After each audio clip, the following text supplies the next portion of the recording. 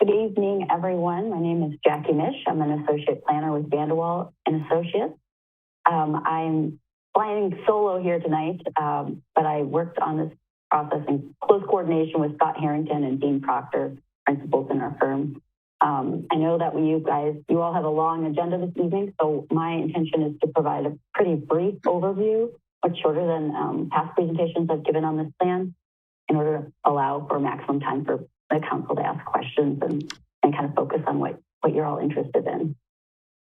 So with that, I will begin my presentation. So I just wanted to focus on four or five main topics this evening, a little bit on the planning process and background that led us to this point, an overview of redevelopment district plans in general, and this plan in particular, provide a little clarification on blight findings, what that means, and filing objections. And finally, the plan adoption process, which City Planner Wiley covered very eloquently. So this planning process began as an outcome of numerous past downtown planning efforts that City of Marshfield has engaged in the past. In particular, the Downtown Master Plan from 2015. That plan recommended three main recommendations, including improvements to Central Avenue, which have been completed, development of the Wenzel Family Plaza, which has been completed, and then the third leg of that plan was identifying a vision for West 2nd Street and a plan for that area. As Stephen mentioned, this was led by Oversight Committee, which included members of this body as well as representatives from the CDA, Plan Commission, and EDB. So just a little background on the project. The Oversight Committee was very hands-on and helpful throughout the process. We also met with stakeholders at the outset of the planning process. We held a public community meeting at the Chestnut Center in early February. And then once we had a draft plan in hand, we reviewed that plan with the EDB and Plan Commission. And on May 26th, we held a very well-attended public hearing with the CDA. So a brief overview on the concept of redevelopment plans. So redevelopment plans are enabled under Wisconsin statute, Chapter 66, and it's the appropriate legal vehicle for cities and villages to participate in redevelopment activities. So if the city is intending on purchasing property or selling property or making other investments within a designated redevelopment area, a statutory redevelopment plan is the appropriate vehicle for that. So these plans always include established boundaries. They identify blighted properties as defined by the state. And that's necessary in order to establish a redevelopment district. The plans need to identify vision and specific redevelopment objectives, identify public and private opportunities for redevelopment, and recommend desired land use patterns. So I will touch on all of this very briefly in the slides ahead. So the district includes, is shown on your screen, generally including the area between Central Avenue and C.J. Miller Recreation Area and Veterans Parkway south down to 3rd Street. So key objectives that were established through public outreach input from the Oversight Committee and from staff include having a really strong bicycle and pedestrian experience within the district.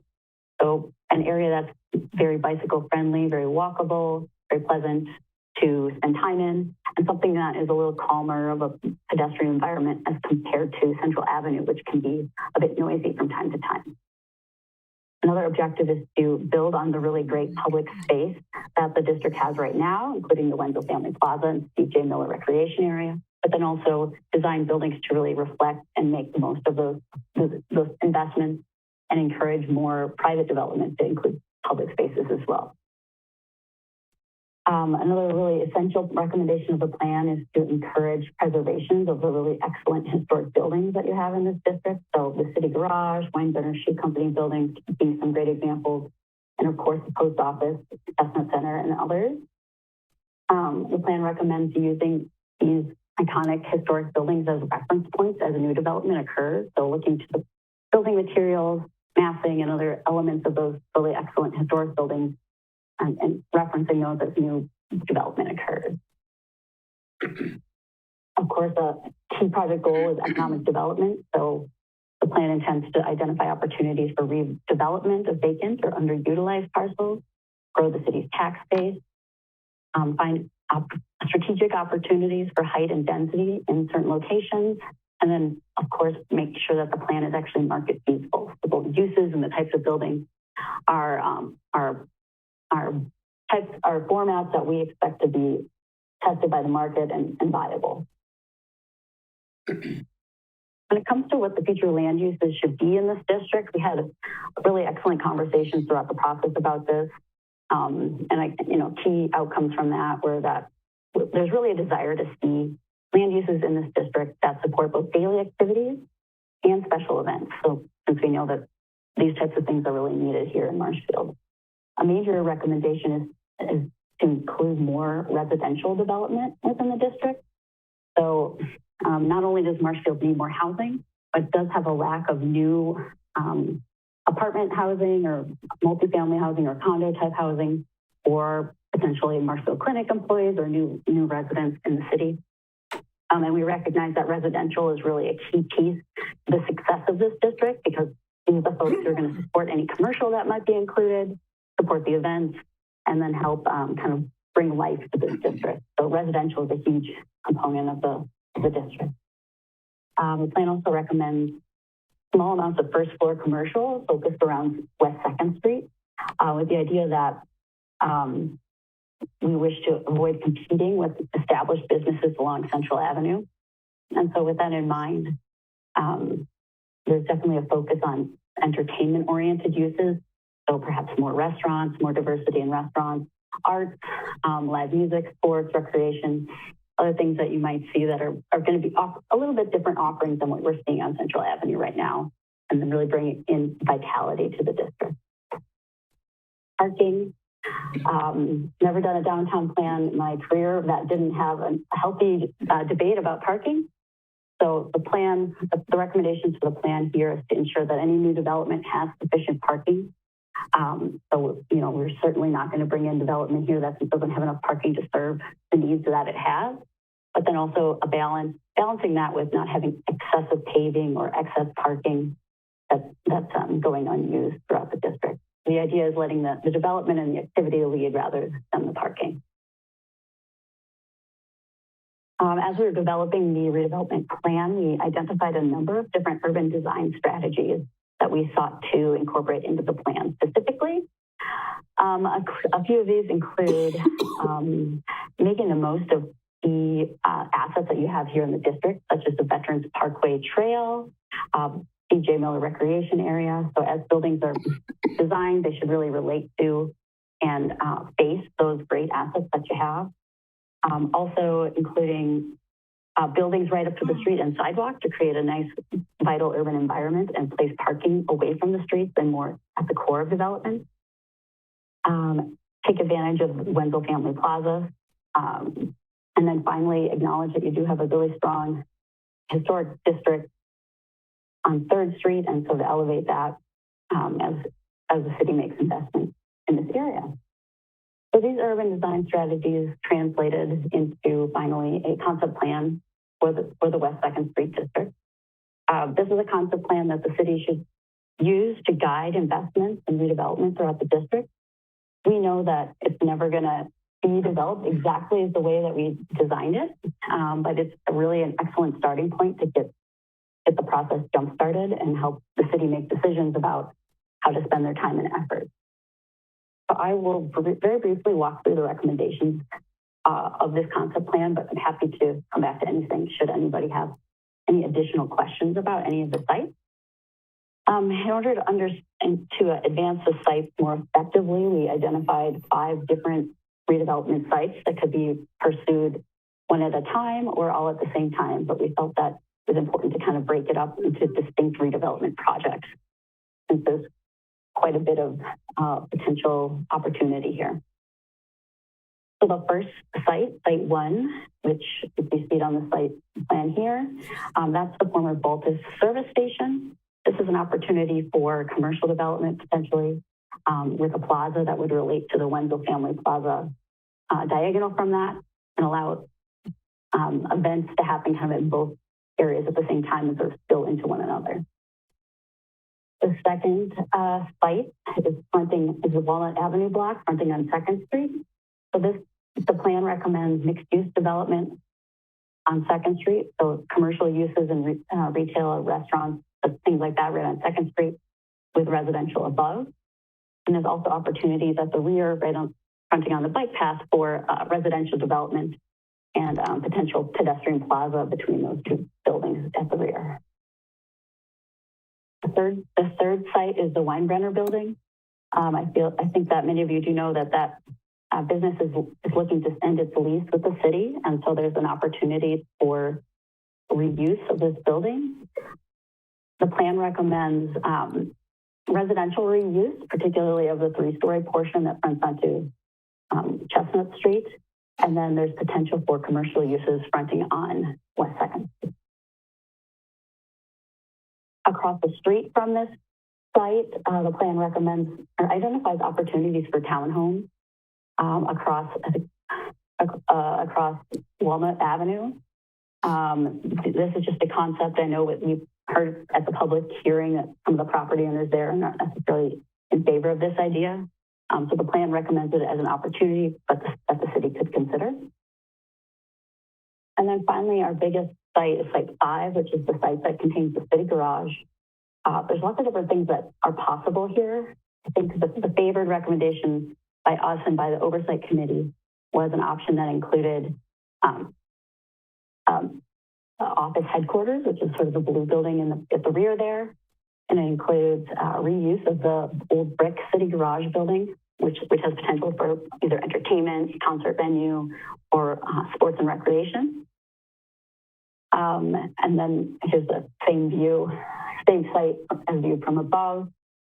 We've also recommended a plaza that has the effect of extending West 2nd Street right into the Steve J. Miller recreation area, which would be a great asset for events. So this is kind of everything we've been looking at all in one place. As you can see, the primary recommendations are sort of generally west of Chestnut Avenue. We're not recommending a lot of change on the east side of Chestnut Avenue or on Central Avenue. So again, we know it won't be developed exactly as the way we've drawn it up, but this plan puts you in a really great position to start making steps to achieving the vision.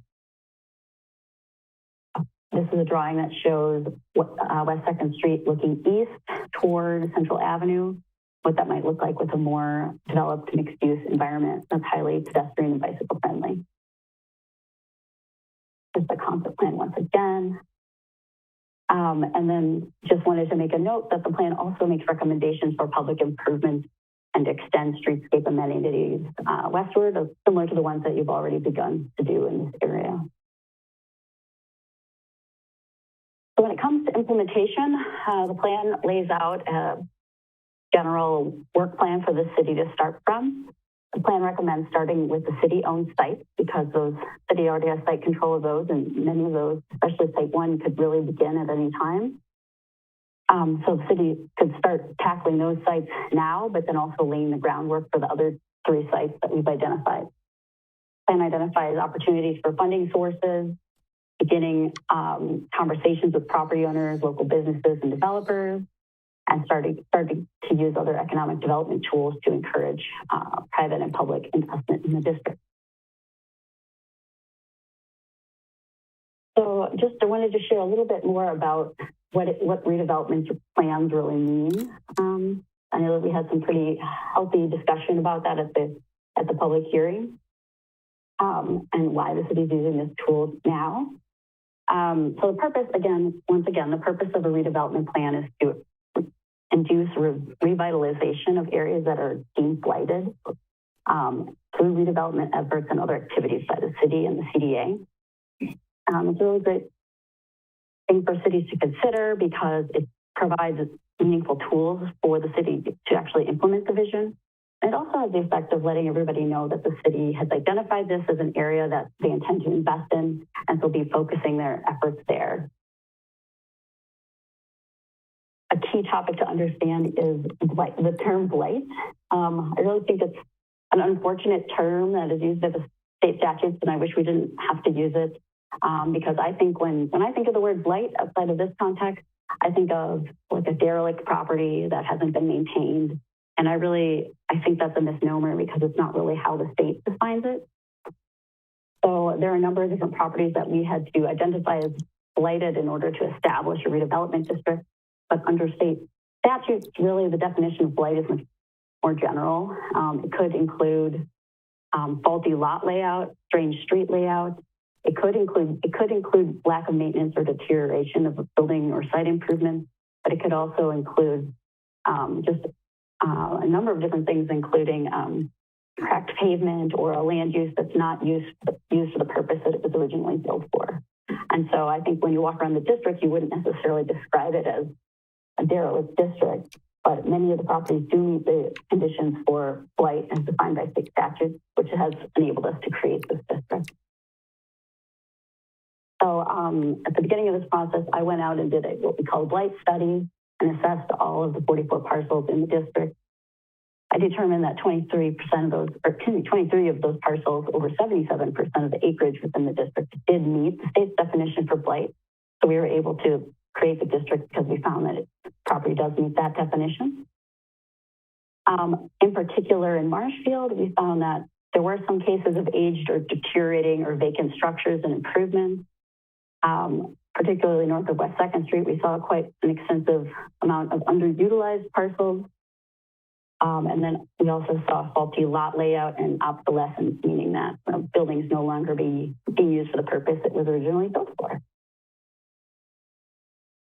So we did prepare a map showing which parcels met the criteria. And in the plan document, there's a table that indicates which parcels met the criteria and which criteria they met. The state statutes do enable property owners to file objections, and those need to be done in writing and filed before the public hearing, at the public hearing, or within 15 days after the public hearing. And so that time period has since closed, but we encourage folks that if they find that they're not in favor of the designation or the plan, that we encourage them to file an objection, which allows them to preserve some rights should there be acquisition of property down the line. Since that period has closed, I can state that we have received 5 letters of objection, and so those will be filed with the plan document. All right, I think this is my last slide. Again, these are just the steps in the adoption process. So as I mentioned, we already had a public hearing, presentation to council tonight, and then as Stephen had mentioned, we would next go to the CDA for a recommendation to council, an approval by council, and then final ratification back at the CDA. With that, I have concluded my presentation. Thank you.